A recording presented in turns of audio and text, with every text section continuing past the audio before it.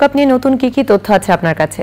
মৃত্তিকা, আপনাকে ধন্যবাদ। আসলে ভারত পাকিস্তানের ম্যাচের যে রিপোর্টটি চলছিল তার সূত্র ধরে বলছে আসলে ওই গ্রুপটি কিন্তু বেশ পাকিস্তানের জন্য এখন কঠিন হয়ে গেছে, বলা যায় যে প্রায় বাদ পড়ে যাচ্ছে যদি তাদের ভাগ্য সহায়তা না করে এবং কিছু হিসেব নিকেশ না মেলে।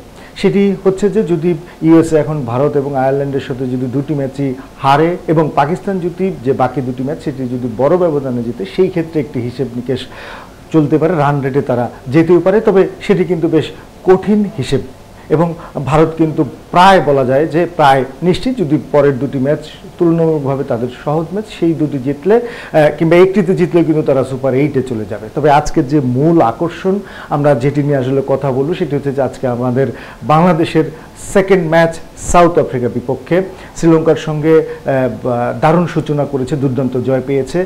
এখন কথা হচ্ছে যে সেই ম্যাচের যে একাদশ সেটি পরিবর্তন হতে পারে কিনা, এটি আসলে বলা মুশকিল টিম তারা কি ভাবছে। তবে যেটি ধারণা করা হচ্ছে যে শরীফুল কিন্তু এই ম্যাচেও ইনজুরি থেকে ফিরতে পারছেন না, তো গত ম্যাচের বোলিং একাদশী হয়তো বা থাকবে, যে বোলিং ইউনিট রয়েছে। তবে সৌম্য সরকারের পরিবর্তন হবে কিনা, তার পরিবর্তে কোনো অলরাউন্ডার কিংবা কোনো স্পিনার নেবে কিনা সেটি নিয়ে আসলে আলোচনা হচ্ছে। তবে যাই হোক, যদি গত ম্যাচের মতো এই ম্যাচেও বাংলাদেশ খেলতে পারে, টপ অর্ডার যদি কিছুটা রান করতে পারে, সেই ক্ষেত্রে কিন্তু এই ম্যাচেও একটি দুর্দান্ত জয় আসতে পারে। তবে যদি জয় নাও হয় তাও কিন্তু বাংলাদেশে একটা দারুণ সম্ভাবনা রয়েছে। পরের দুটি ম্যাচ যদি তারা জিততে পারে তাহলে কিন্তু সুপার 8 নিশ্চিত হয়ে যাবে।